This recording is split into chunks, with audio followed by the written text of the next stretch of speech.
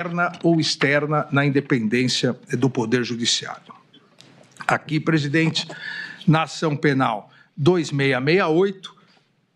a ação penal instaurada a partir de denúncia oferecida pelo Procurador-Geral da República, integralmente recebida pela primeira turma do Supremo Tribunal Federal, em sessões realizadas nos dias 25 e 26 de março de 2025, em face de Alexandre Rodrigues Ramagem, Almir Garnier Santos, Anderson Gustavo Torres, Augusto Heleno Ribeiro Pereira, Mauro César Barbosa Cid, Paulo Sérgio Nogueira de Oliveira e Walter Souza Braga Neto, pela prática das condutas de organização criminosa armada, tentativa de abolição violenta do Estado Democrático de Direito, golpe de Estado, dano qualificado pela violência e grave ameaça contra o patrimônio público da União e com considerável prejuízo à vítima e deteriorização de patrimônio tombado, observadas as regras de concurso de pessoas e concurso material. E em relação a Jair Messias Bolsonaro, pelas mesmas infrações acima descritas e a imputação específica de liderar a organização criminosa. Essa denúncia foi por unanimidade recebida. Transcrevo no relatório, presidente, a ementa que faço rápidas observações, principalmente porque foram as teses todas apresentadas pela defesa. Na ementa constou a inexistência de impedimento, suspeição ou de parcialidade do ministro relator e dos ministros Cristiano Zanin e Flávio Dino. O plenário dessa Suprema Corte pacificou que as alegações das defesas não caracterizam as situações legais que impediriam o legítimo exercício da jurisdição pelas autoridades arguidas. Item 2 da ementa, competência deste Supremo Tribunal Federal, por meio de sua primeira turma, a partir de 18 de dezembro de 2023, artigo 9º, inciso 1º, letra L do Regimento Interno do Supremo Tribunal Federal, para o processo e julgamento de todas as investigações, inquéritos e ações penais referentes aos atos antidemocráticos, milícias digitais, tentativa de golpe e atentado contra os poderes e instituições, inclusive aqueles ocorridos no dia 8 de janeiro de 2023. Item 3, absoluto respeito ao devido processo legal, inexistência de nulidades nas investigações da denúncia e no próprio procedimento realizado com base na Lei 8.038 de 1990. O devido processo legal configura dupla proteção ao indivíduo, atuando tanto no âmbito material, de proteção ao direito de liberdade, quanto no âmbito formal, ao assegurar-lhe paridade total de condições com o Estado persecutor e plenitude de defesa, direito à defesa técnica, à publicidade do processo, à citação, de produção ampla de provas, de ser processado e julgado pelo juiz competente, direito aos recursos, à decisão imutável e à revisão criminal. Item 4, inexistência de nulidade no prazo simultâneo para a apresentação das defesas prévias do artigo 4º da Lei 8.038 de 90. Ausência de previsão legal, inclusive com previsão de sigilo do acordo de colaboração premiada como regra até eventual recebimento da denúncia. Nos termos do artigo 4º, parágrafo 10A da Lei 12.850, de 2013, somente após a instauração da ação penal, em todas as fases do processo, deve-se garantir ao réu delatado a oportunidade de manifestar-se após o decurso do prazo concedido ao réu que o delatou. Inexistência de previsão legal para que a sustentação oral da defesa do colaborador naquela fase seja anterior à dos demais denunciados. Item 5,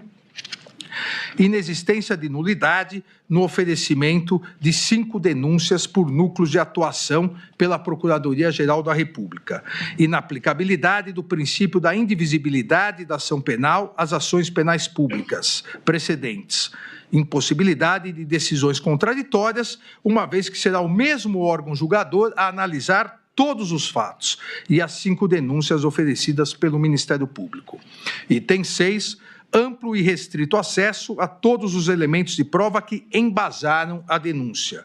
Os advogados devidamente constituídos, ainda durante a investigação criminal e logo após as medidas cautelares realizadas, tiveram várias vezes acesso à íntegra dos autos e dos documentos probatórios. As defesas tiveram acesso aos mesmos elementos probatórios utilizados pelo Ministério Público para o oferecimento da denúncia, cerceamento de defesa inexistente, inexistência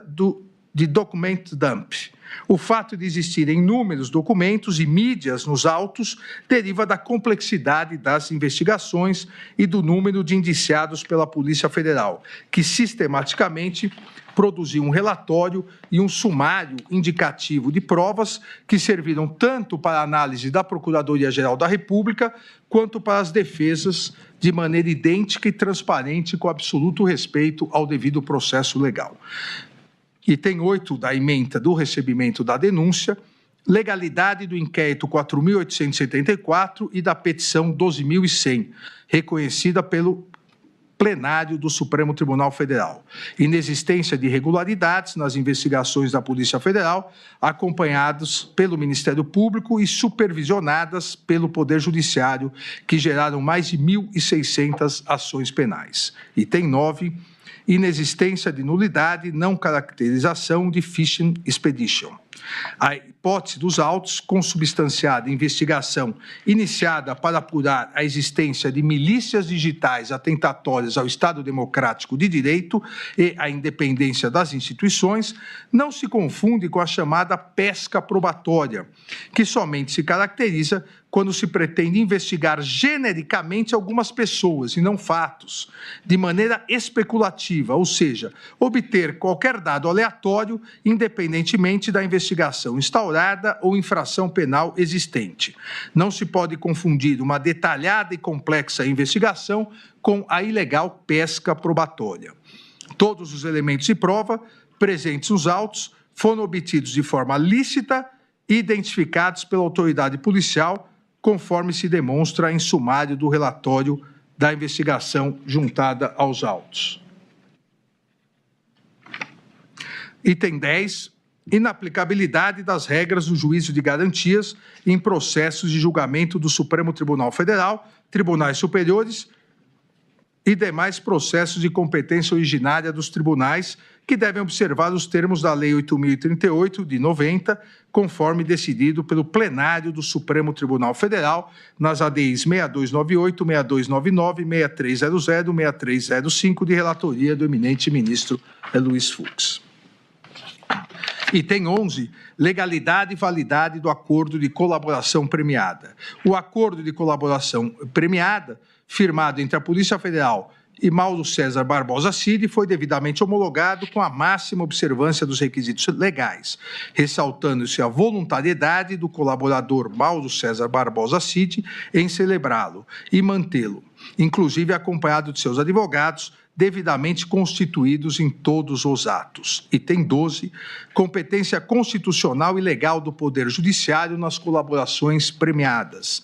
Em face da previsão legal de possibilidade de o acordo homologado ser rescindido em caso de omissão dolosa e contradições sobre os fatos objetos da colaboração, o ministro relator tem competência constitucional e legal para designar e presidir audiência com a presença do colaborador, seus advogados e o Procurador-Geral da República, com a finalidade de sanar essas eventuais irregularidades, bem como para analisar a manutenção dos requisitos legais exigidos para a permanência de validade da colaboração premiada, quais sejam regularidade e legalidade, adequação dos benefícios pactuados, adequação dos resultados da colaboração e voluntariedade da manifestação de vontade, especialmente nos casos em que o colaborador está ou esteve sob efeito de medidas cautelares, ausência de coação ou nulidade.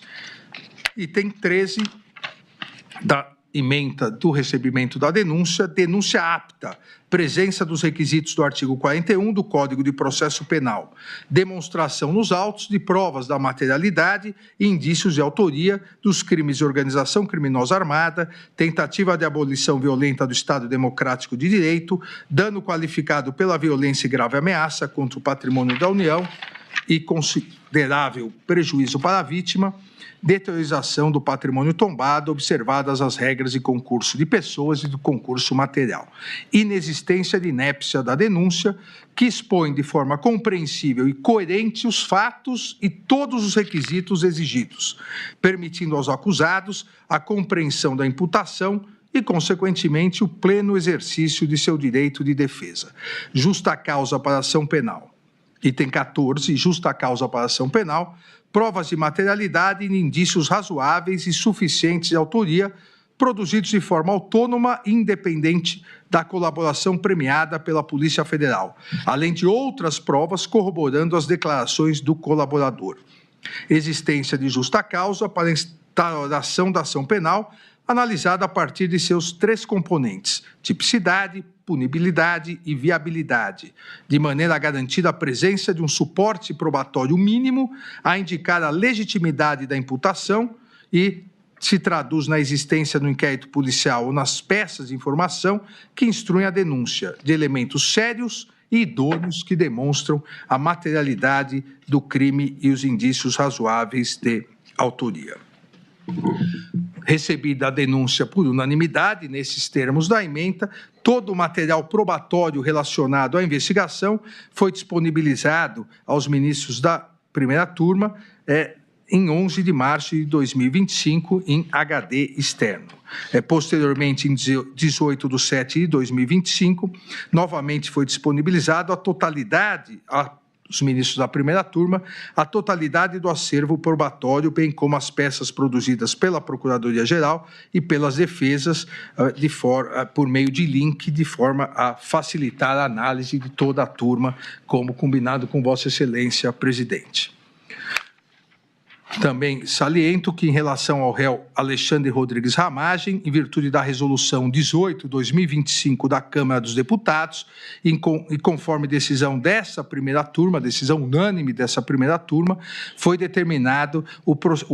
prosseguimento da ação em relação às infrações penais de organização criminosa, tentativa de abolição violenta do Estado Democrático, golpe de Estado, em face da inaplicabilidade do parágrafo 3º do artigo 53 da Constituição Federal, em relação aos crimes praticados antes da diplomação do réu como deputado federal. E foi determinada a suspensão parcial da ação penal 2668, com a consequente suspensão da prescrição, em relação aos 2 crimes imputados ao réu Alexandre Ramagem, praticados após a diplomação como deputado: o dano qualificado pela violência e grave ameaça contra o patrimônio da União e a deteriorização de patrimônio tombado.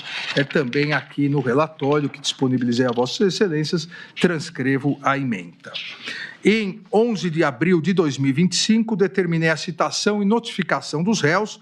bem como determinei a manifestação dos réus delatados, agora sim, uma vez instaurada a ação penal, após o decurso de prazo concedido ao réu delator, Mauro César Barbosa Cid. Todos os corréus foram devidamente citados, notificados e apresentaram defesas prévias no prazo legal. Em 30 de abril de 2025, rejeitei as preliminares arguidas pelas defesas dos réus,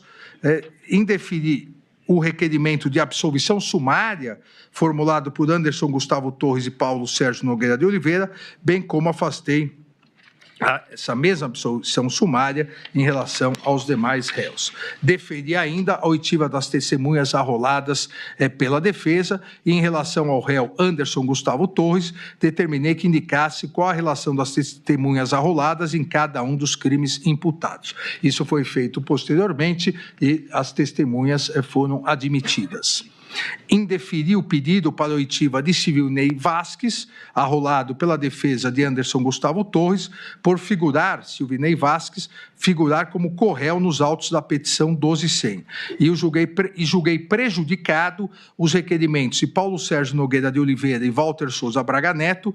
de acesso aos autos e sua integralidade, uma vez que, conforme decisão unânime da primeira turma, todas as defesas já haviam tido amplo e integral acesso a todas as provas juntadas aos autos. Também determinei, a pedido da defesa de Anderson Gustavo Torres, determinei a expedição de ofícios ao Tribunal Superior Eleitoral e à Diretoria-Geral da Polícia Federal para que informassem dados que a defesa solicitou. Também determinei à Polícia Federal que indicasse o melhor procedimento para que as partes tivessem acesso ao material apreendido durante as investigações e não utilizado pela Procuradoria-Geral da República para o oferecimento da denúncia. Esse foi um pedido das defesas para que, eventualmente, pudessem analisar provas não utilizadas na denúncia, mas que tivessem, eventualmente, alguma relação com os fatos tratados. A Polícia Federal foi intimada, foi oficiada para fornecer a melhor maneira de acesso. Em 7 de maio de 2025, após a manifestação da defesa de Anderson Gustavo Torres, deferiu o requerimento, como disse, que encaminhasse os relatórios elaborados por peritos criminais no período eleitoral para que a defesa pudesse fazer uma perícia. Determinei ainda que as defesas dos réus, e todos eles fizeram, indicassem quais os advogados regularmente constituídos para que assinassem termo de confidencialidade, com menção expressa ao dever de sigilo, quanto aos dados, e pudessem receber autorização e o endereço do link externo para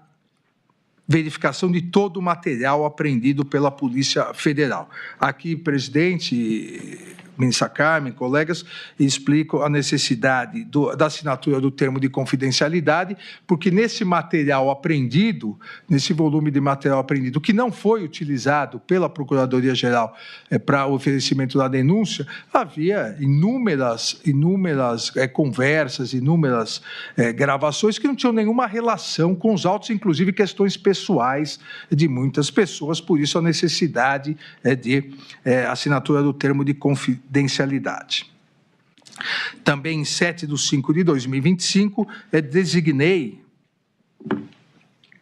datas para oitiva de testemunhas em audiência de instrução dessa ação penal com realização por videoconferência. As audiências foram realizadas por videoconferência sob a minha presidência e com a honrosa participação do eminente ministro Luiz Fux e, na verdade, no primeiro dia com a honrosa participação de todos os ministros dessa corte, acompanhado pelos advogados e, por parte da Procuradoria, pelo Procurador-Geral da República. Em sessões realizadas nos dias 19 de maio, 21 de maio, 22 de maio, 23 de maio, 26 de maio, 27, 28, 29 e 30 de maio e 2 de junho, foram das 82 testemunhas arroladas, foram ouvidas 52 testemunhas, sendo 5 de acusação, 47 testemunhas de defesa, 2 testemunhas, em relação a 2 testemunhas, a defesa juntou declarações abonatórias por escrito e eu homologuei os pedidos de desistências realizados pela acusação em relação a uma testemunha e pelas defesas em relação a 27 testemunhas. Então, no total, foram ouvidas, repito, 52 testemunhas, com mais 2 testemunhas que juntaram por escrito, 54 testemunhas, sendo 5 testemunhas de defesa e 5 testemunhas de acusação, 4 testemunhas de acusação e 50 testemunhas de defesa. No relatório também eu cito nominalmente cada testemunha e o dia que foram ouvidas. Todos os depoimentos foram gravados em áudio e vídeo e disponibilizados nos autos no dia 3/6/2025. Aqui também, por determinação do Código de Processo Penal, uma testemunha não pode ter o conhecimento, o contato com o que outra testemunha falou. Exatamente por isso, os áudios e vídeos de todas as testemunhas foram juntados após o término de suas oitivas.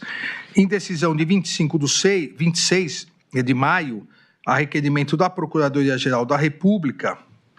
então, no meio da instrução processual penal, por pedido da Procuradoria-Geral da República, determinei a instauração de inquérito policial para apurar a conduta deletiva do deputado federal Eduardo Nantes Bolsonaro pelo crime de coação no curso do processo, obstrução na investigação da infração penal que envolva organização criminosa,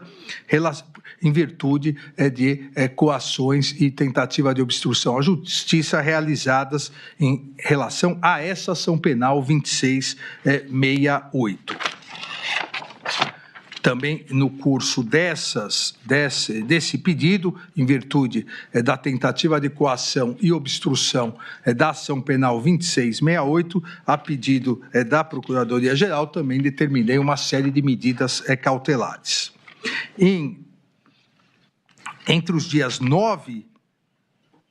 de junho de 2025, às 14 horas, e 10 de junho de 2025, às 19 horas e 4 minutos, na sala de sessão da primeira turma do Supremo Tribunal Federal, foram interrogados todos os corréus, iniciando-se com o colaborador Mauro Cid e, na sequência, em ordem alfabética, os demais réus. Na mesma audiência do dia 10 de junho de 2025, encerrados os interrogatórios dos réus, determinei a intimação das partes para eventuais requerimentos e diligências complementares nos termos do artigo 402 do Código de Processo Penal e do artigo 10 da Lei 8.038 de 90, que rege o procedimento nos tribunais superiores. Os réus formularam requerimentos e diligências complementares e a Procuradoria-Geral da República informou não possuir diligências a serem produzidas. Em 17 de 6 de 2025, deferi o pedido para a realização de acareação entre o réu colaborador Mauro César Barbosa Cid e Walter Souza Braga Neto, pedido esse formulado pela defesa de Braga Neto. E também deferi a pedido da defesa de Anderson Gustavo Torres a realização de sua acareação com a testemunha Marco Antônio Freire Gomes. Autorizei a juntada de documentos requerida pelo réu Paulo Sérgio Nogueira de Oliveira, bem como autorizei a juntada de exames periciais a serem providenciados pela defesa do réu Anderson Gustavo Torres.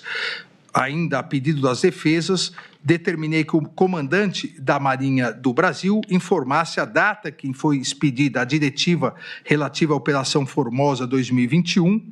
e que Google do Brasil informasse os dados do responsável pela inserção da minuta de decreto do golpe em domínio público. Todos os requerimentos e diligências que foram deferidos durante a instrução processual penal foram efetivamente realizados. Assim como todos os pedidos deferidos a pedido da Procuradoria-Geral da República com o oferecimento da denúncia, também todos os pedidos deferidos foram realizados. Em relação às defesas, da mesma maneira, em respeito ao devido processo legal e à ampla defesa, todas as diligências e requerimentos que foram deferidos durante a instrução processual foram efetivamente realizados. E faço aqui uma relação dos pedidos e das diligências solicitadas pelas defesas. Em decisão de 18 de junho de 2025, um novo incidente no curso da ação penal 2668, em decisão de 18 de 6 de 2025, considerada a alegada violação dos termos de colaboração premiada de Mauro César Barbosa Cid, determinei a instauração de inquérito em face de Luiz Eduardo de Almeida Santos Kuntz e Marcelo Costa Câmara para apuração da suposta prática de crime de obstrução de investigação de infração penal que envolva organização criminosa, inquérito esse que tramita na Polícia Federal.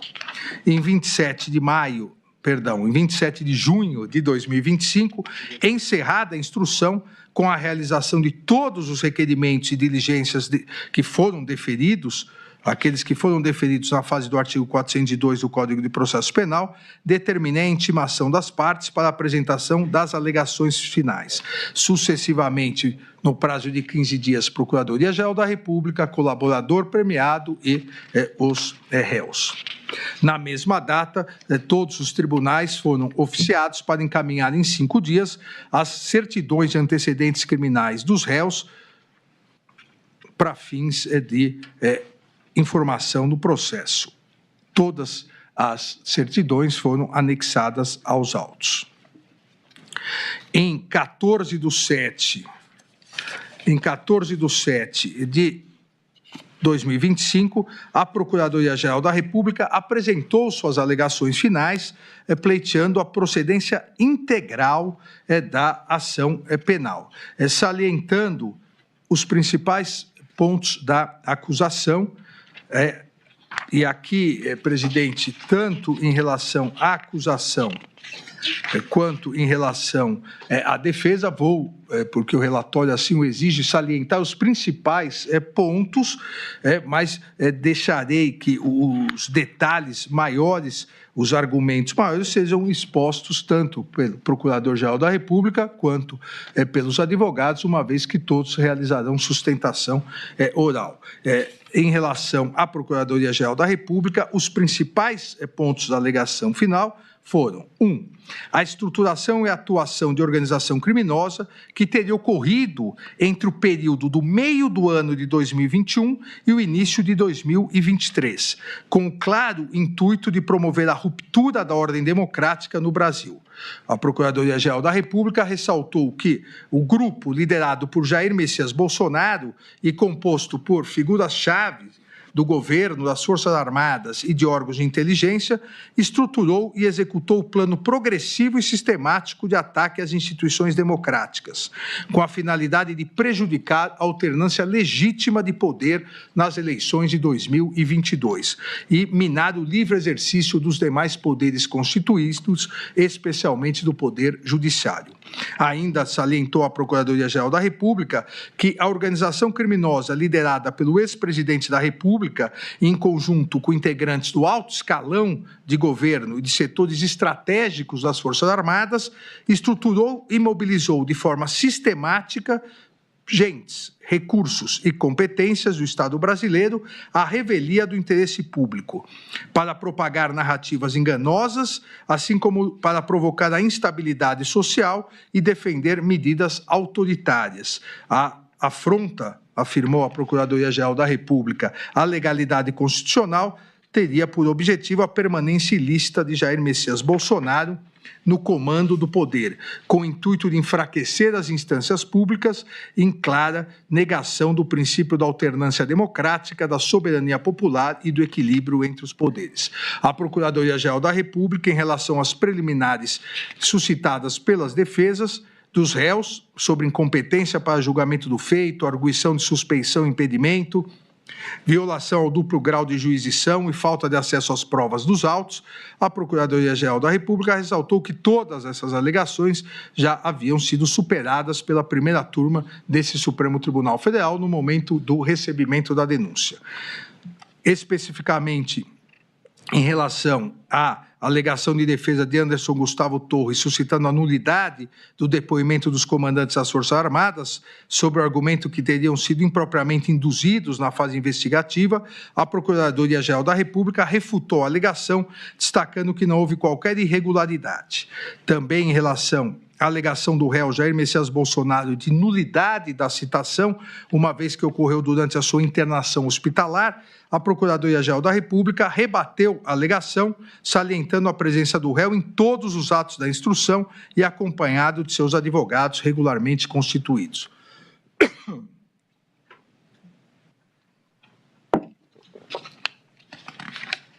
Ainda a Procuradoria-Geral da República alegou que a instrução processual reforçou a existência de todos os manuscritos, arquivos digitais, planilhas, discursos prontos e trocas de mensagens sobre o plano de ruptura da ordem democrática que haviam sido apreendidos pela Polícia Federal durante as investigações, como, por exemplo, o documento Operação 142. Da mesma forma, ressaltou a Procuradoria-Geral da República que as testemunhas ouvidas em juízo, principalmente os ex-comandantes do Exército e da Aeronáutica, confirmaram que lhes foram apresentadas minutas que decretavam medidas de exceção e não se ajustavam às hipóteses constitucionais e de consequências impensáveis no Estado democrático de direito, assim como confirmaram terem sido, disse a Procuradoria-Geral da República, pressionados a aderir ao plano golpista, inclusive sofrendo ataques virtuais. A Procuradoria-Geral da República afirmou ainda em suas alegações finais estarem configurados os crimes de golpe de Estado e restrição do livre exercício dos poderes constitucionais. Quanto ao golpe de Estado, disse a Procuradoria-Geral da República, a materialidade delitiva foi comprovada pela sequência dos atos de ruptura com a normalidade do processo sucessório.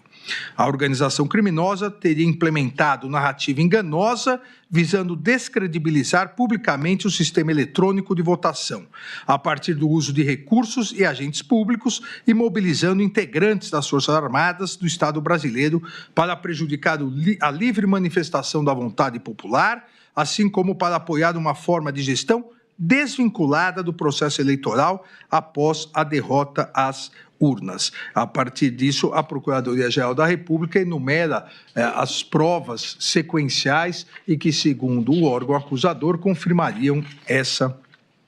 hipótese.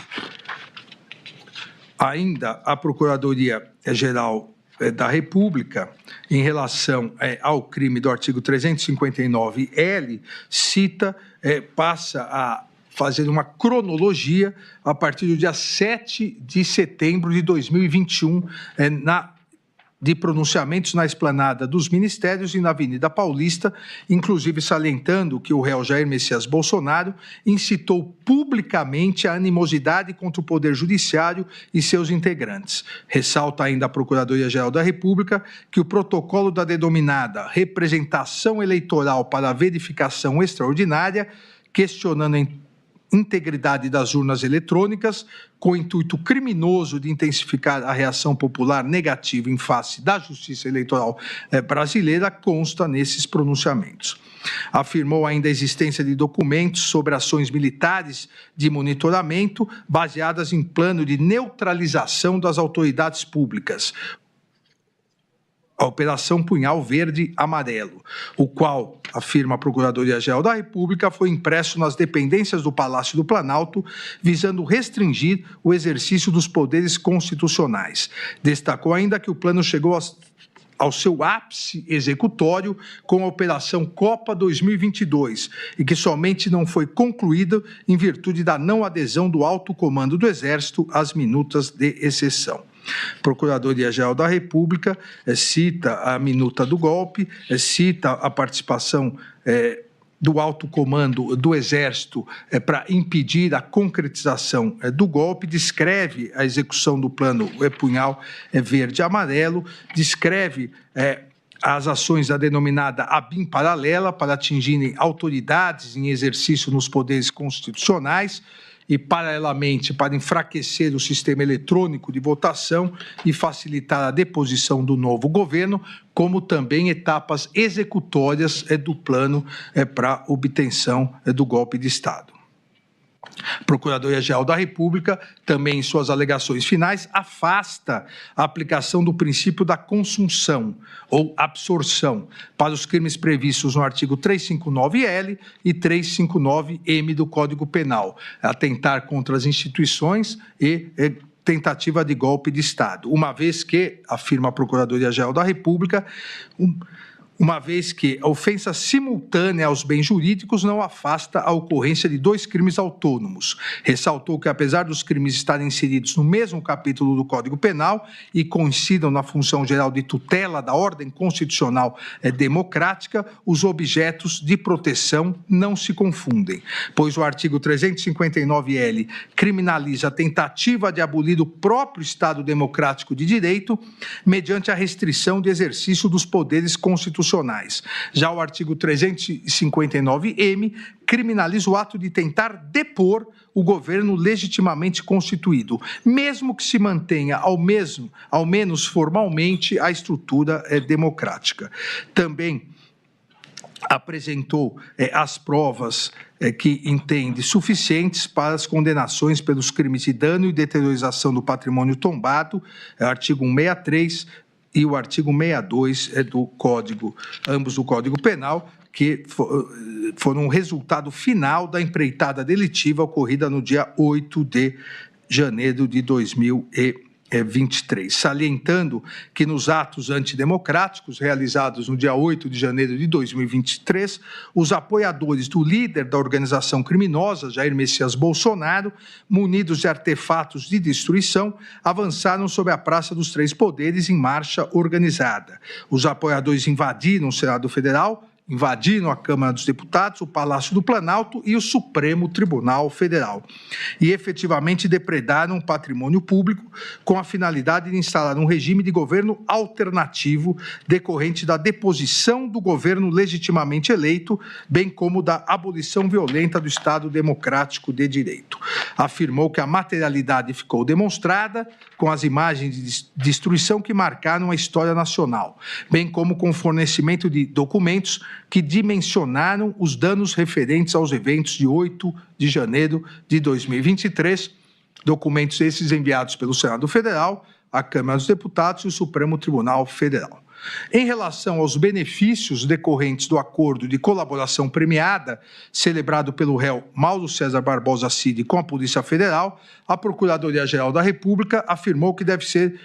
os benefícios devem ser aplicados com observância ao princípio da proporcionalidade, com análise da efetiva contribuição do colaborador para o esclarecimento dos fatos e o grau de lealdade demonstrado ao longo do procedimento. Alegou,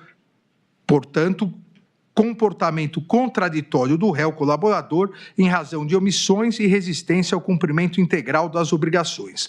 sugerindo a redução da pena a ser fixada em patamar mínimo e, por sua vez, a redução de 1/3 da pena imposta pela prática criminosa como benefício premial em razão da sua colaboração, e sugerindo o afastamento da concessão do perdão judicial, da conversão automática da pena privativa de liberdade em restritiva de direitos e também o afastamento da redução máxima de 2/3. E encerrou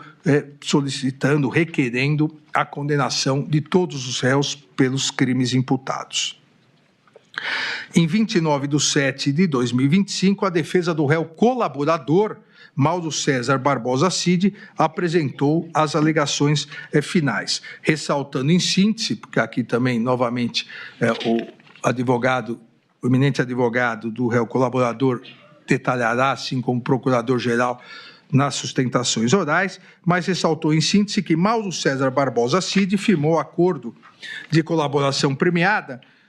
por livre e espontânea vontade, sempre com orientação e acompanhamento de seus defensores, em todos os atos processuais em que foi intimado. Que o acordo de colaboração premiada preencheu todos os requisitos de validade, eficácia e efetividade, e como tal foi homologado e ratificado pelo colaborador e por essa Suprema Corte. Ainda alegou a defesa de Mauro Cid que, em que pese a defesa técnica discordar da acusação, ou pelo menos da capitulação atribuída pela Procuradoria-Geral da República quanto aos fatos narrados e sua autoria, não é possível afirmar que Mauro César Barbosa Cid não falou tudo o que sabia, muito menos que ele tivesse mentido ou omitido o fato relevante que tinha a obrigação contratual de falar. Alega ainda que a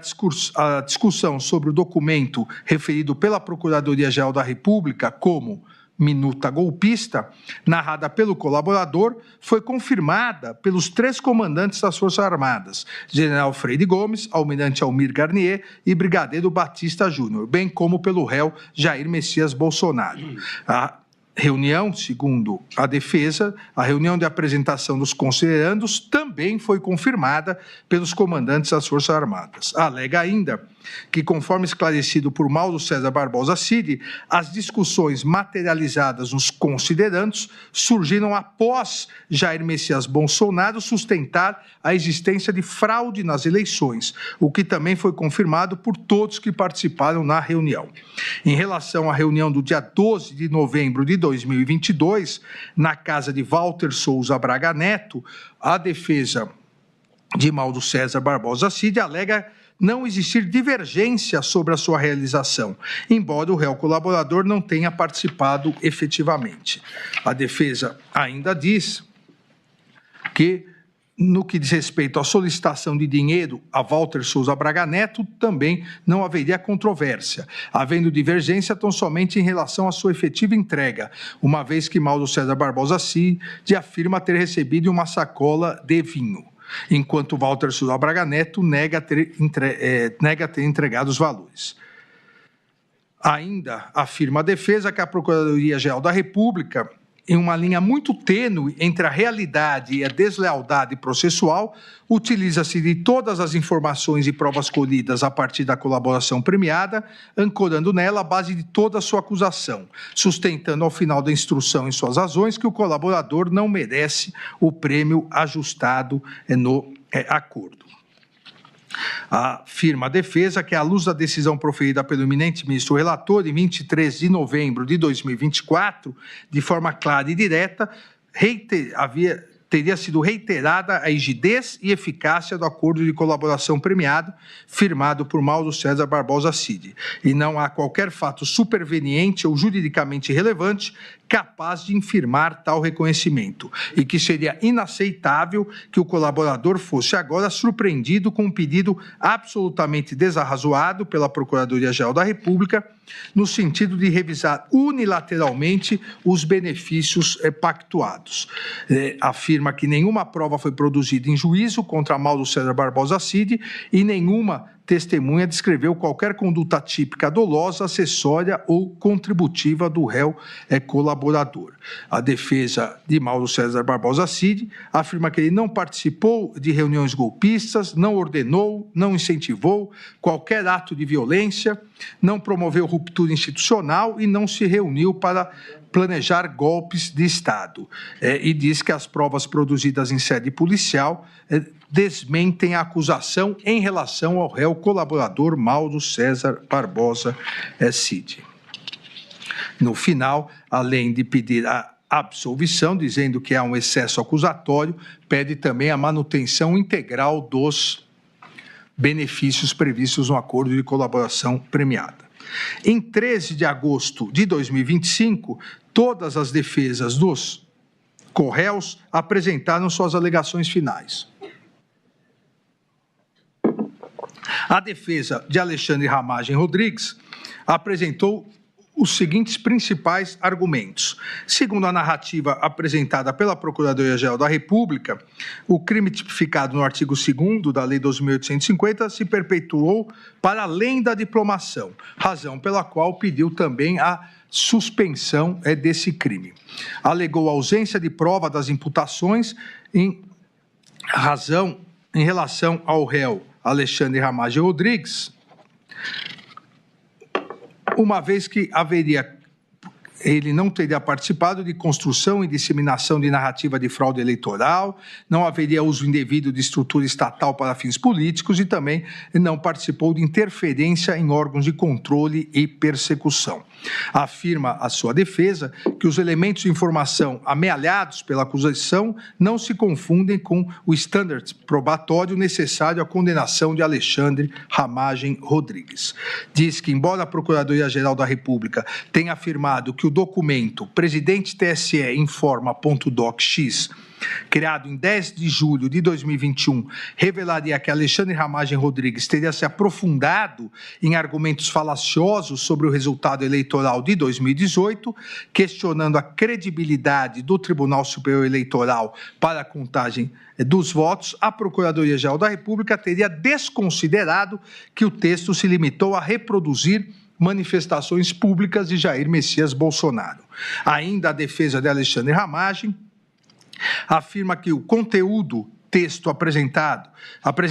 argumentos para a adoção do denominado voto auditável ou voto impresso, tema que à época integrava a pauta do Congresso Nacional. Em relação ao documento Bom Dia Presidente.docx,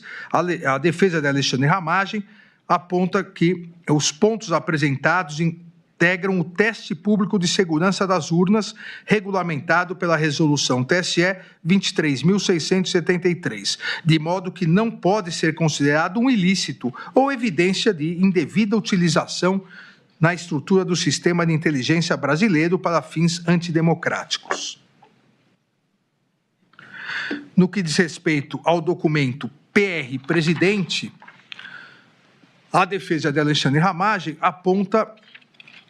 que o texto aponta ilegalidades que, no entendimento do réu, estariam sendo cometidas no âmbito de inquéritos policiais referentes à instauração dos inquéritos, violação do sistema acusatório e escolha de delegados pelo STF sem distribuição.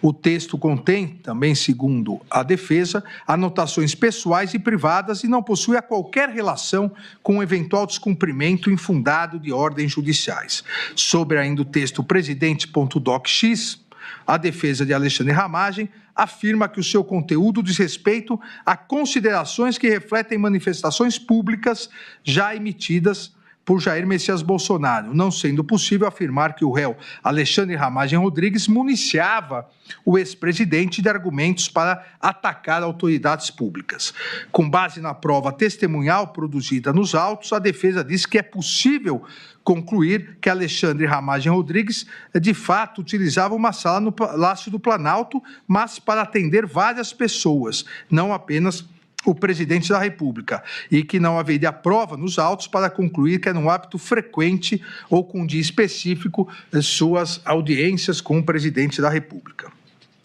Os documentos juntados aos autos pela defesa, segundo ela mesma, demonstram que Alexandre Ramagem Rodrigues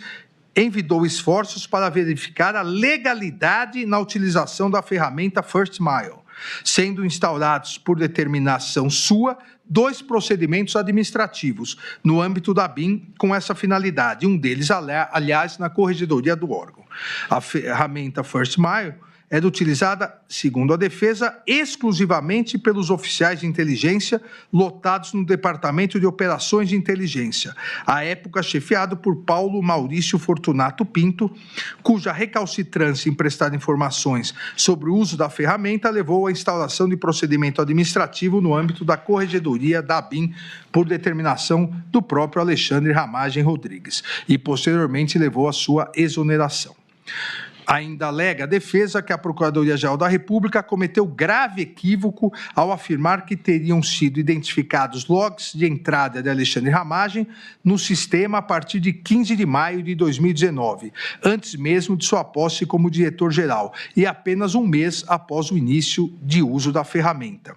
pois as datas a que se refere a Procuradoria-Geral da República, segundo a defesa, não dizem respeito a logs de entrada no sistema, mas sim a entrada do réu nas dependências físicas da ABIN. Também alega não poderem ser utilizados nesses autos as conclusões da autoridade policial no relatório final da PET 11.108, tornadas públicas em 18/6/2025, pois não submetidas ao contraditório e à ampla defesa. Alega não haver indícios ou provas que ações ilícitas empreendidas por servidores da ABIN tenham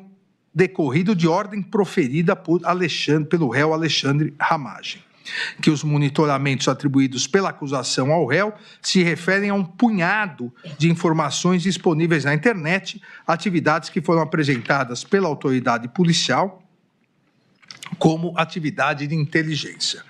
Ainda o réu Alexandre Ramagem, em sua defesa, alega que o relatório da PET 11.108 deixou de delimitar ou conceituar o que seriam atividades de inteligência, e boa parte dos monitoramentos mencionados no aludido relatório final não guardam relação de pertinência com o objeto dessa ação penal. ainda diz que a anotação de Alexandre Ramagem sobre consultar a Advocacia Geral da União não é idêntica àquela imputada a Augusto Heleno e não procede a acusação de que o réu propôs que fosse utilizada a estrutura da Advocacia Geral da União com a finalidade de impedir o cumprimento de decisões judiciais.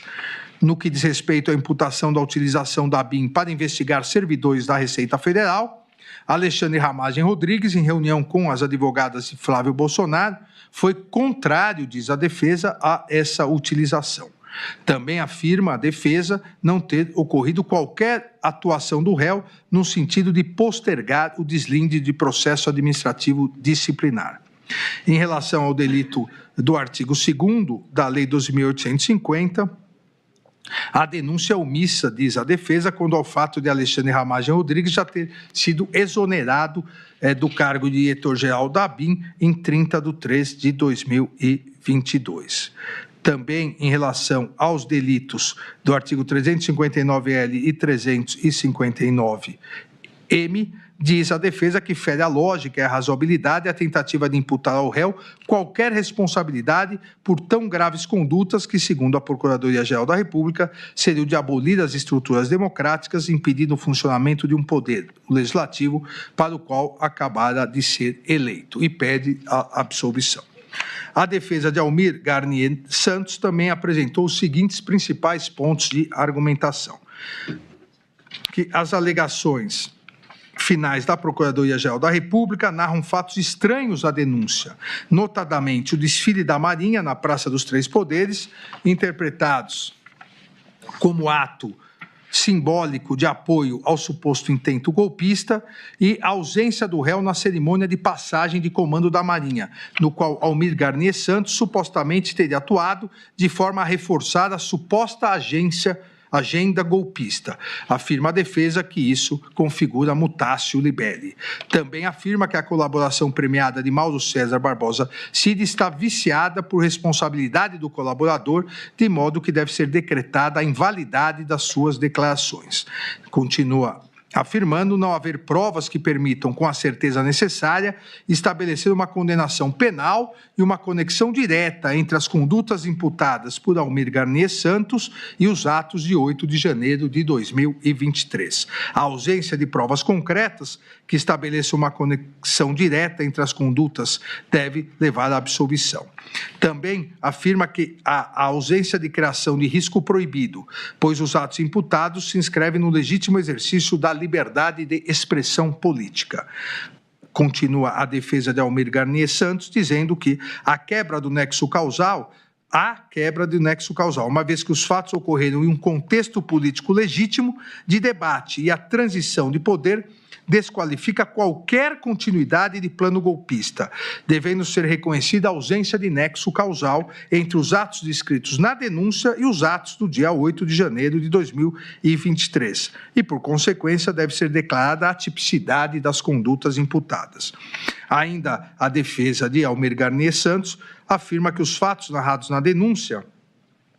se limitam, em relação a Almir Garnier Santos, a participação do acusado em 2 reuniões, realizadas nos dias 7 de dezembro e 14 de dezembro de 2022, bem como a assinatura de uma nota publicada no dia 11 de novembro de 2022, que foi assinada pelos 3 comandantes das forças. Quanto à nota, a defesa diz que as informações colhidas na instrução processual foram claras, ao revelar que a sua publicação não ocorreu a mando do então presidente da República, Jair Messias Bolsonaro, e que se tratava de ato destinado a apaziguar o país. As reuniões dos dias 7 e 14 de dezembro de 2022, afirma a defesa de Almir Garnier, foram conhecidas apenas após as investigações se iniciarem, razão pela qual não possuem qualquer relevância na cadeia causal imaginada pela Procuradoria-Geral da República, uma vez que não tinham capacidade de causar qualquer interferência, dada a sua natureza privada. Ainda a defesa diz que, quanto às mensagens endereçadas por Walter Souza Braga Neto, nas quais determina um interlocutor que elogia Almir Garnier Santos, não há nos autos qualquer prova que evidencie a materialização dessa ordem, como publicações ou vídeos com a intenção de influenciar quem quer que seja. Diz ainda a defesa que até mesmo o desfile de tanques realizado no dia 10 de agosto de 2021, bem como a troca de comando, realizada no dia 5 de janeiro de 2023, não possuem relevância na cadeia causal que integra os acusados dos atos de 8 de janeiro de 2023, seja como elemento determinante dessa relação, seja como fato capaz de incrementar um risco anteriormente criado. E continua a defesa afirmando que as provas produzidas sobre a reunião do dia 7 de dezembro demonstram apenas que Almir Garnier e o general Freire Gomes foram convocados pelo presidente da República por meio do ministro da Defesa para comparecerem ao Palácio do Planalto, ocasião que lhe foram apresentados considerandos. Foi informado, contudo, que, diz a defesa, que o assunto estava em estudo e, ao final, a reunião foi encerrada sem qualquer manifestação ou posicionamento. Ainda afirma que, no confronto entre os depoimentos de Batista Júnior e Freire Gomes, deve prevalecer o depoimento deste último, uma vez que é corroborado por duas evidências relevantes, a nota divulgada pela Marinha e o depoimento do almirante Olsen, ambos negando qualquer mobilização de tropas. Por outro lado, o depoimento de Batista Júnior, que é o único a afirmar que as tropas foram colocadas à disposição, não conta, segundo a defesa, com qualquer outra prova que o sustente. Ainda continua a afirmar que a acusação não se desincumbiu do dever de especificar concretamente a participação de Almir Garnier Santos na reunião e em sua adesão ao plano golpista e, consequentemente, pede a absolvição por todas as imputações. A defesa de Anderson Gustavo Torres também apresentou esses principais argumentos.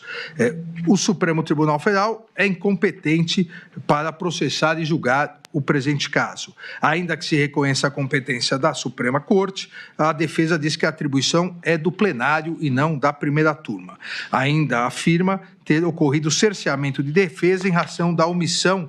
da apuração da indexação da minuta do golpe no Google, uma vez que o Google Brasil respondeu não poder identificar o responsável pela inserção por não hospedar o conteúdo, limitando-se a indexar páginas de terceiros, e que a defesa requereu esclarecimentos técnicos complementares indeferidos pelo ministro relator por sua suposta impertinência.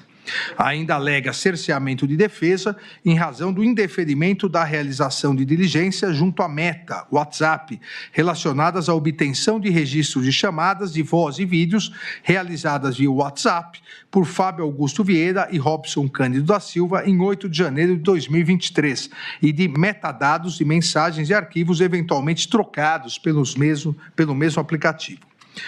A defesa de Anderson Torres continua em suas alegações, dizendo que a Procuradoria-Geral da República não expôs o fato criminoso com todas as suas circunstâncias, deixando de atender o comando do artigo 41 do Código de Processo Penal. Segundo a defesa, a peça acusatória imputa a Anderson Torres 4 condutas distintas.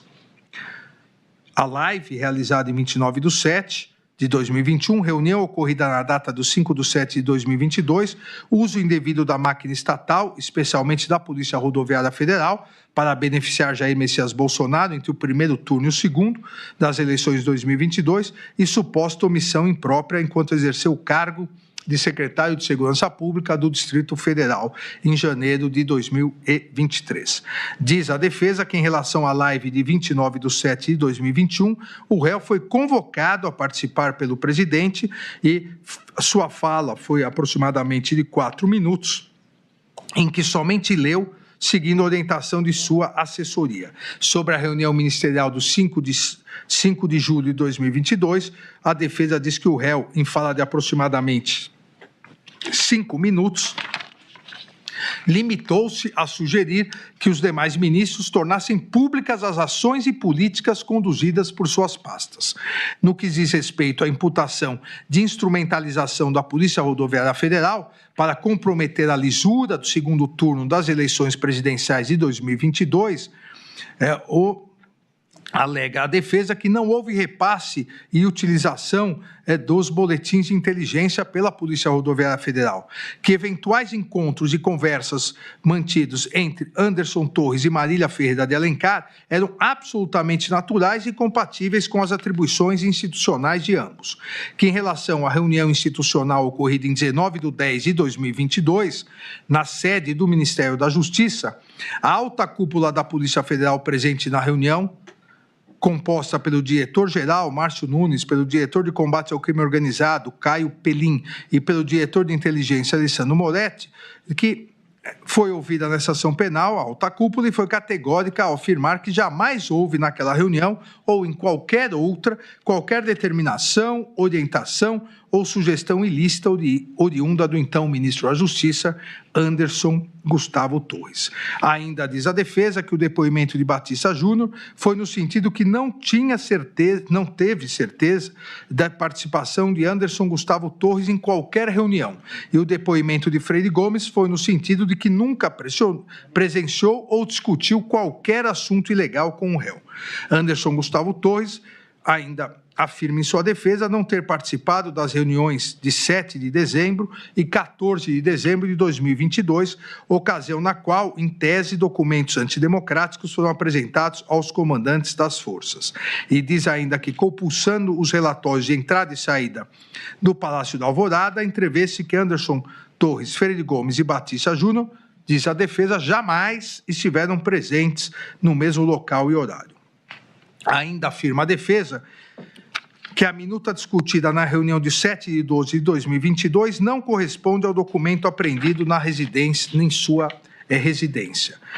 Diz que exame papiloscópico feito pela Polícia Federal não encontrou as digitais de qualquer dos denunciados na minuta, que minutas de igual teor circulavam e circulam, diz a defesa, livremente pelo território nacional, algumas inclusive no Google e no site Conjura.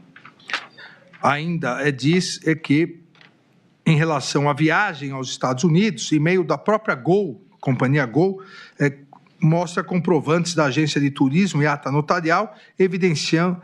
que, diferentemente do alegado pela Procuradoria-Geral da República, as passagens aéreas foram, de fato, adquiridas em 21/11/2022, quando sequer se cogitava a realização de manifestações no dia 8 de janeiro de 2023. Ainda diz que o depoimento do governador Ibanez Rocha no inquérito civil confirma que Anderson Gustavo Torres lhe comunicou quando do convite para assumir o cargo sobre a viagem nos Estados Unidos e, consequentemente, a partir disso, pede sua absolvição. A defesa de Augusto Heleno Ribeiro Pereira apresentou também os seguintes principais argumentos. Deve ser reconhecida a suspeição do relator em razão de ter sido alvo de um suposto plano de organização criminosa, do qual faria parte o denunciado para matá-lo, juntamente com o presidente eleito Luiz Inácio Lula da Silva. Alega também cerceamento de defesa em razão da impossibilidade de análise de todo o material probatório disponibilizado pela ocorrência da prática conhecida como document dump e pela seletividade da autoridade policial ao disponibilizar as provas. Diz a defesa de Augusto Heleno que houve violação ao sistema acusatório e ao devido processo legal, uma vez que na audiência de instrução o ministro relator realizou 6 vezes mais perguntas que a Procuradoria-Geral da República. Diz também ter ocorrido violação do direito ao silêncio e constrangimento ilegal, uma vez que o ministro relator, após manifestação do réu, que iria exercer parcialmente o direito ao silêncio, respondendo apenas às perguntas formuladas por sua defesa técnica, realizou a consignação das perguntas. Especificamente em relação ao réu Augusto Heleno,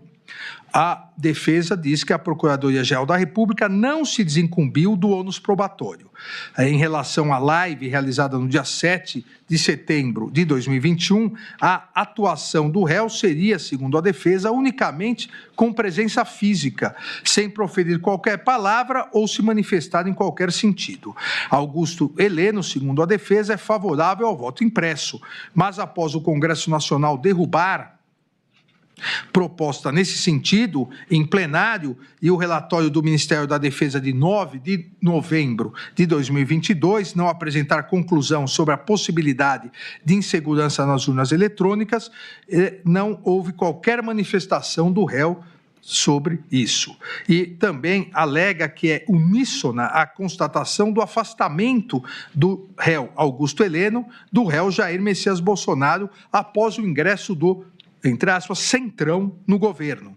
de modo que não se pode imputar ao réu o papel de conselheiro de Jair Messias Bolsonaro. Diz também a defesa de Augusto Heleno que, na reunião ministerial de 5 de julho de 2022, as palavras de Augusto Heleno sobre a utilização da BIM para acompanhar o que os dois lados vão fazer foram transparentes, públicas e com a convicção de que estavam dentro de suas competências referentes à inteligência de Estado. A defesa afirma ainda que a intenção do réu, de fato, fosse infiltrar agentes da ABIN nas campanhas eleitorais, tal ação seria impossível pela absoluta falta de tempo para que esse tipo de medida fosse efetivada, conforme corroborado pela testemunha Christian. Augusto Heleno Pereira, também, afirma a defesa, não despachou com o diretor-geral da ABIN sobre discursos de desinformação. Sobre as expressões,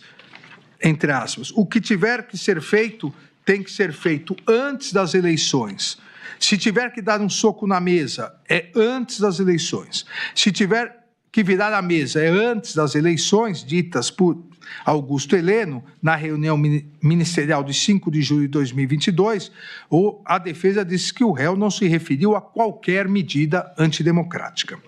Em relação à agenda apreendida, trata-se, diz a defesa, na verdade, de uma caderneta para anotações pessoais, com cronologia incerta, contendo assuntos que não eram compartilhados com ninguém.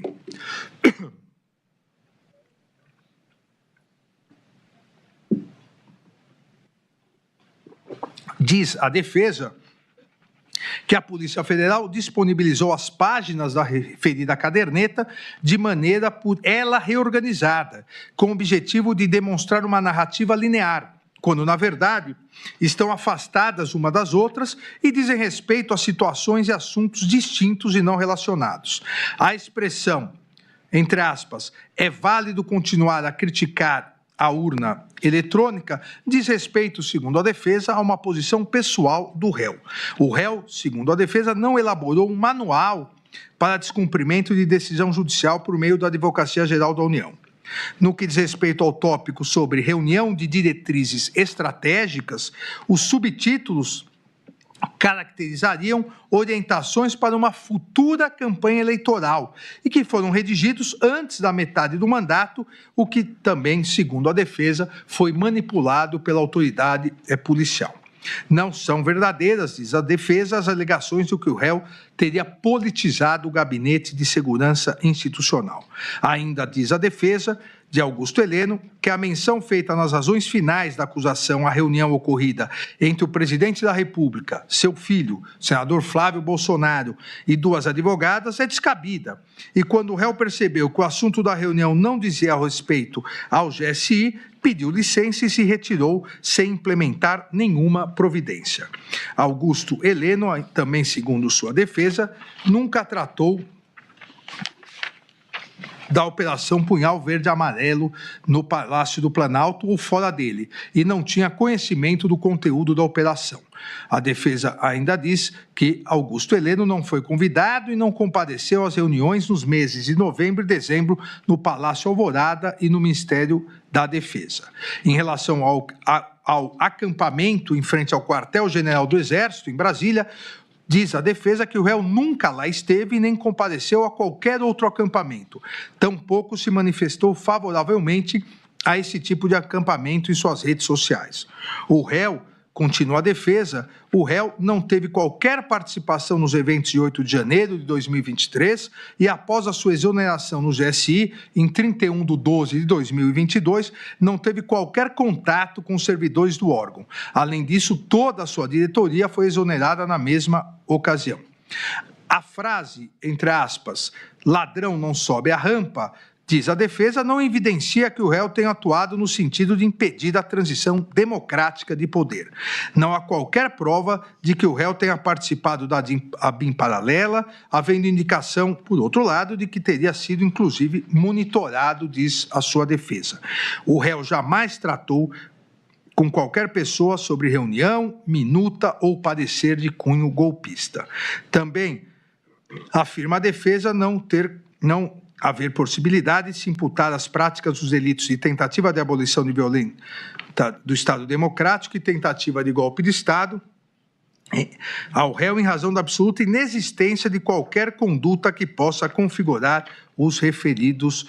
crimes. Pede a absolvição e, subsidiariamente, caso não ocorra, diz que deve ser aplicada a causa especial de diminuição prevista no artigo 29, parágrafo 3º, em benefício do réu, caso subsidiariamente aqui haja condenação. A defesa de Jair Messias Bolsonaro também apresentou os seguintes principais argumentos. Houve cerceamento de defesa em razão da ausência de tempo hábil para a defesa técnica conhecer a prova dos autos, inclusive com indeferimento de pedido de adiamento da audiência de instrução após o recebimento de links contendo o material bruto extraído dos aparelhos eletrônicos apreendidos. Também alega nulidade, que essa nulidade se agravou e aprofundou o cerceamento de defesa, porque os defensores foram proibidos de participar das audiências e dos interrogatórios dos denunciados que ficaram em outros núcleos. O acordo de colaboração premiada de Mauro César Barbosa Cid, segundo a defesa de Jair Messias Bolsonaro, é nulo e o delator não tem credibilidade, pois mentiu reiteradamente. Segundo a defesa de Jair Messias Bolsonaro, o colaborador descumpriu o acordo e as cautelares que lhe foram impostas de forma alternativa à sua prisão preventiva, por meio de conversas mantidas em perfil de terceiro na rede social Instagram, que revelam que a colaboração não resultou de ato voluntário e nem esteve pautado na verdade. A defesa de Jair Messias Bolsonaro ainda alega que, em suas alegações finais, a Procuradoria-Geral da República reconhece toda a resistência, que, segundo a defesa, significa falta de espontaneidade, do colaborador em relatar sua participação nos eventos mais graves e sensíveis da denúncia, para manter rígida a narrativa daquilo que ele optou por contar, o que não é possível. Ainda diz que o colaborador confessa que, diante de ameaças veladas, pactuou o acordo de colaboração, prestando, entretanto, declarações manipuladas, e a Procuradoria-Geral da República resistiu em afirmar sua imprestabilidade porque precisa de parte dela, daquela que não está abrangida pela descoberta espontânea da Polícia Federal. Pois, bem, como a reunião com os embaixadores narrados na denúncia já foram alvos de processos eleitorais que levaram à sua inelegibilidade, não podendo, portanto, conforme diz a defesa, serem interpretados como atos criminosos.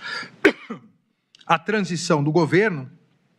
com a participação do ex-presidente Jair Messias Bolsonaro, também foi fato amplamente provado nos autos. E diz a defesa que, encerrada a transição, Jair Messias Bolsonaro deixou o país e, quando o fez, os atos criminosos e golpistas de 8 de janeiro de 2023, ocorridos 10 dias após, não eram sequer previsíveis, além de terem ocorrido apesar das ações de Jair Messias Bolsonaro.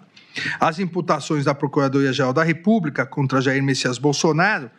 não encontram, segundo a defesa, respaldo nem na lógica nem na prova dos autos.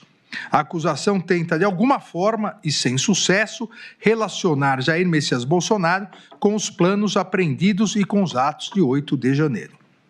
Diz a defesa que a denúncia indica que Jair Messias Bolsonaro teria estudado, enxugado e apresentado aos militares minutas de decreto prevendo prisões de autoridades e as declarações de estado de sítio ou de estado de defesa e decretação de operação de garantia da lei e da ordem, mas diz a defesa que os referidos documentos não foram trazidos aos autos. O documento de minuta de golpe, às vezes chamados de discurso pela Procuradoria-Geral da República, segundo a defesa, jamais foi apresentado a Jair Messias Bolsonaro, que dele só teve ciência por ocasião de sua apreensão pela Polícia Federal. Sobre a reunião do dia 7/12 de 2022, ninguém viu um texto prevendo a prisão de diversos ministros do Supremo Tribunal Federal, dentre outras autoridades. A afirmação, segundo a defesa, que existe exclusivamente no depoimento do delator Mauro César Barbosa Cid. Não existe nos autos também, afirma a defesa de Jair Messias Bolsonaro, a suposta minuta de decreto com um texto enxugado, prevendo apenas a prisão do relator. E também não existe, em lugar nenhum dos autos, nem mesmo em depoimentos, o documento que a acusação diz ter sido apresentado pelo réu Paulo Sérgio Nogueira de Oliveira aos 3 comandantes das Forças Armadas no dia 14 de dezembro de 2022. A defesa de Jair Messias Bolsonaro continua afirmando no sentido de que não ficou comprovada a existência de qualquer pedido por parte de Jair Messias Bolsonaro para a movimentação das tropas e que não há descrição de participação de Jair Messias Bolsonaro em nenhum outro fato, e muito menos com os planos Punhal Verde Amarelo, Operação Luneta e Copa 2022. A acusação traria apenas a presunção de que o plano Punhal Verde Amarelo teria sido elaborado para Jair Messias Bolsonaro no Palácio do Alvorada, quando foi registrada a entrada do general Mário Fernandes no prédio, sem ter produzido qualquer prova de que houve entrega de qualquer documento ou encontro com o então presidente da República.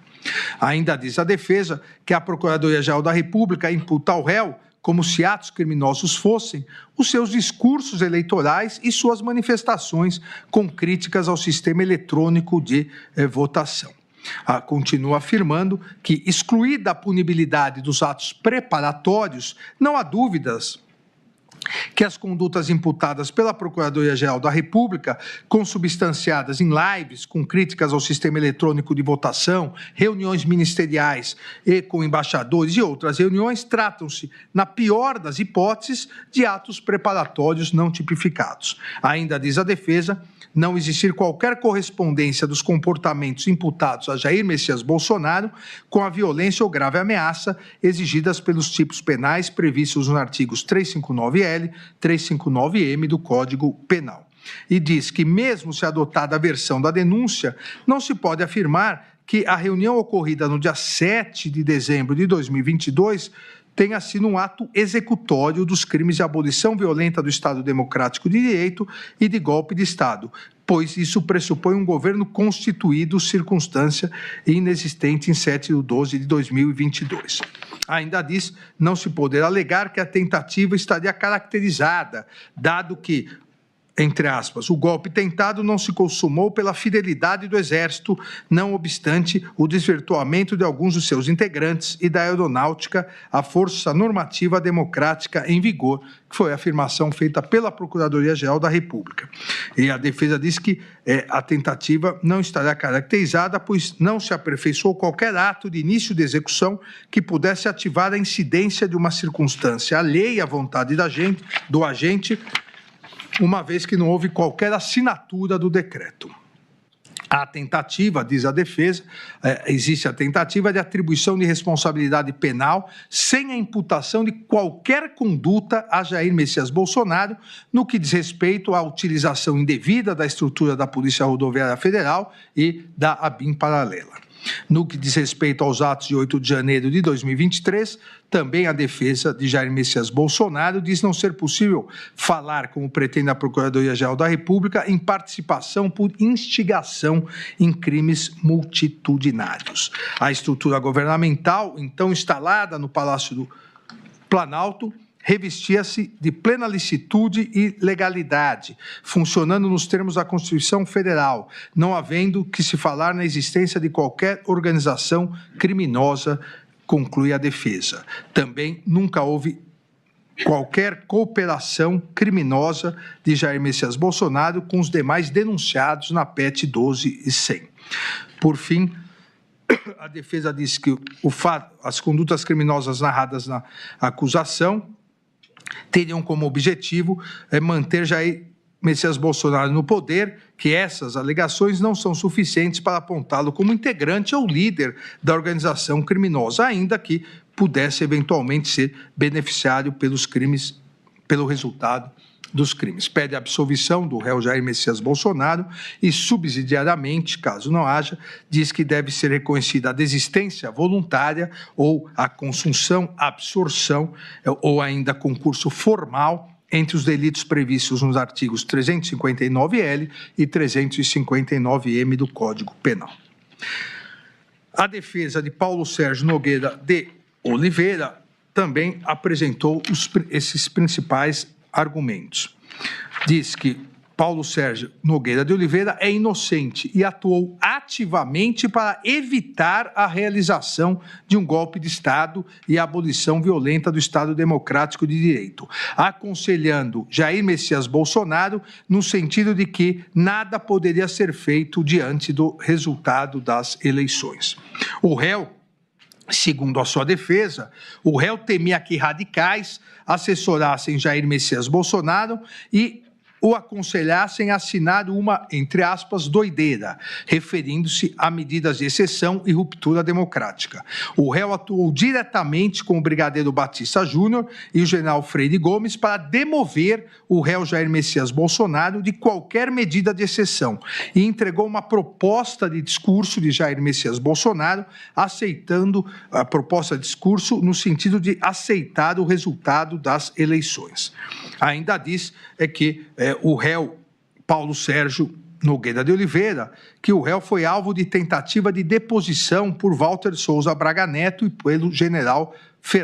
Mário Fernandes, réu em outra ação penal. O réu não integraria o denominado gabinete de crise a ser instalado após a ruptura do Estado Democrático de Direito, afirma sua defesa, e que o réu foi vítima de ataques virtuais por não defender qualquer medida de exceção. Na reunião de 5 de julho de 2022, Paulo Sérgio Nogueira de Oliveira não manifestou endosso à narrativa de fraude eleitoral. Também sua defesa diz que em momento algum instigou a ideia de intervenção das Forças Armadas no processo eleitoral e afirma a defesa ser uma falácia afirmar que o relatório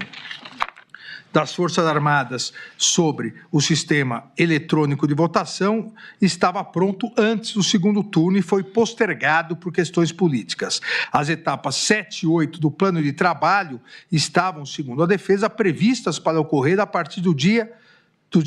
seguinte ao segundo turno e até 60 dias após o pleito. Também afirma a defesa não proceder a afirmação de que o Ministério da Defesa, após ser intimado a prestar informações no prazo de 48 horas, não respondeu ao pedido de informações do Tribunal Superior Eleitoral. A nota do Ministério da Defesa, segundo a defesa de Paulo Sérgio Nogueira de Oliveira, não aponta suspeita de fraude eleitoral e no mesmo período em que a nota do dia 10/11/2022 foi publicada, Paulo Sérgio Nogueira de Oliveira, segundo a sua defesa, estaria atuando para demover Jair Messias Bolsonaro de qualquer medida de exceção. A reunião de 14/12/2022, realizada com os comandantes das Forças Armadas, segundo a defesa de Paulo Sérgio Nogueira de Oliveira, não teve o intuito de pressionar os comandantes a aderir a qualquer medida antidemocrática. A denúncia, diz a defesa, é inepta, não havendo descrição adequada dos fatos criminosos imputados ao réu. Ainda alega que o Supremo Tribunal Federal é incompetente para processar e julgar o caso e que, em caso de ser competente, é o plenário e não a primeira turma. Alega violação ao duplo grau de jurisdição, alega também estar caracterizado excesso de acusação, que as condutas imputadas ao réu são atípicas, pois se o crime de golpe de Estado tivesse sido consumado com ataques ao processo eleitoral, manipulação indevida das forças de segurança, não houve, segundo a defesa, a prática de violência ou grave ameaça. Ainda a defesa do réu Paulo Sérgio diz que as condutas imputadas ao réu são atípicas, pois todos os atos realizados antes do dia 1º de janeiro, tais como lives, reuniões, não teriam sido realizados com o objetivo de depor governo constituído, o que afasta a configuração do crime de golpe de Estado previsto no artigo 359-M do Código Penal. Ainda afirma que, segundo a denúncia, sem o Exército e a Força Aérea, era impossível se consumar um golpe de Estado. Logo, a manifestação no dia 8 de janeiro de 2023 foi um meio inidôneo para atingir esse resultado. Consequentemente, o delito de golpe de Estado do dia 8 de janeiro seria um crime impossível, diz a defesa, por absoluta ineficácia do meio. Ainda em relação ao crime do artigo 359-L do Código Penal, a defesa de Paulo Sérgio Nogueira de Oliveira diz que a sua consumação exige que os poderes constitucionais tenham sido efetivamente impedidos ou restringidos. Consequentemente, diz que não existe um conjunto probatório para, além da dúvida razoável, apta a ensejar uma condenação de Paulo Sérgio Nogueira de Oliveira e pede a absolvição do réu. Por fim, a defesa de Walter Souza Braga Neto apresentou os seguintes argumentos. A ação penal é nula, pois está baseada em investigações realizadas na PET 12.100, que se originou das investigações conduzidas no inquérito 4.874, inquérito das milícias digitais, o qual, a seu turno, tem como objeto a investigação de fatos já arquivados no inquérito 4828, o que demonstra a violação do artigo 28 do Código de Processo Penal. Diz ainda ser o Supremo Tribunal Federal incompetente para processar e julgar o caso, e caso fosse competente, a competência seria do plenário e não desta primeira turma. A defesa de Walter Souza Braga Neto ainda diz que, embora o plenário do Supremo Tribunal Federal tenha decidido pelo não reconhecimento da suspeição do relator, a instrução criminal demonstrou que não houve imparcialidade e equidistância das partes da ação penal. Ainda afirma que, em relação à alegação da suspeição, houve demonstração de postura inquisitorial na oitiva das testemunhas, que os recursos da defesa em face de decisões monocráticas não foram submetidos à análise colegiada, enquanto a marcha processual evoluía de maneira muito célere, esvaziando os pedidos recursais. Ainda diz que a cadeação entre Walter Souza Braga Neto e Mauro César Barbosa Cid não foi gravada pela Secretaria Judiciária e sequer foi permitida a sua gravação pela defesa, e que houve decretação de medidas cautelares e prisão domiciliar de ofício, o que caracteriza a atuação indevida por serem iniciativas típicas do órgão acusatório. Ainda a defesa de Walter Souza Braga Neto diz que a colaboração premiada de Mauro César Barbosa Cid é nula em razão da falta de voluntariedade, que o processo também é nulo em razão da prática de document dump, que o processo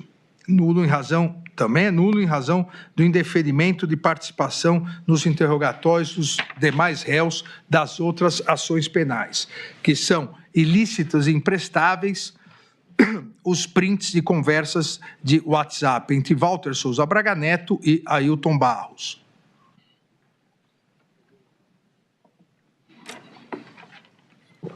Que o processo é nulo a partir da cadeação realizada entre Walter Souza Braga Neto e Mauro César Barbosa Cid, em razão da não realização de sua gravação por violação ao direito assegurado no artigo 367, parágrafo 6º do Código de Processo Civil, e do artigo 3º do Código de Processo Penal. Alega ainda a defesa de Walter Souza Braga Neto a ausência de provas das imputações derivadas do acordo de colaboração premiada de Mauro César Barbosa Cid. A ausência de provas do intuito golpista da reunião realizada na residência de Walter Souza Braga Neto em 12/11/2022. A ausência de prova da entrega de dinheiro para financiamento de atos golpistas e a ausência de provas de coordenação de ataques virtuais. Além disso, a defesa de Walter Souza Braga Neto diz que não existem provas de suposta participação na organização criminosa ou nos atos golpistas de 8 de janeiro de 2023. A defesa de Walter Souza Braga Neto alega atipicidade nos crimes contra o Estado Democrático de Direito em razão da impossibilidade de condenação por atos meramente preparatórios e ausência das elementares do tipo violência e grave ameaça. Alega ainda a existência de vedação do bis in idem ou seja, da duplicação, pela dupla imputação de abolição violenta do Estado Democrático de Direito, artigo 359-L, e do golpe de Estado, artigo 359-M, ambos do Código Penal. E conclui dizendo existir impossibilidade de condenação autônoma em relação aos crimes de dano qualificado e deteriorização do patrimônio público, pois constituem crimes meio para a suposta prática dos crimes de abolição violenta do Estado Democrático de Direito, concluindo a defesa pelo pedido de absolvição do réu. Em 14 de agosto de 2025, considerando o regular encerramento da instrução processual, o cumprimento de todas as diligências complementares deferidas, bem como a apresentação de alegações finais pela Procuradoria-Geral da República e por todos os réus, solicitei ao excelentíssimo presidente da primeira turma, ministro Cristiano Zanin, a pauta para julgamento presencial da ação penal. Em 15 de agosto de 2025, o eminente presidente, ministro Cristiano Zanin, agendou o julgamento presencial da apresentação penal para o dia de hoje, dia 3 de setembro, dia 9 de setembro, dia 10 de setembro, dia 12 de setembro. É o relatório, presidente. Após o detalhado relatório apresentado pelo eminente relator,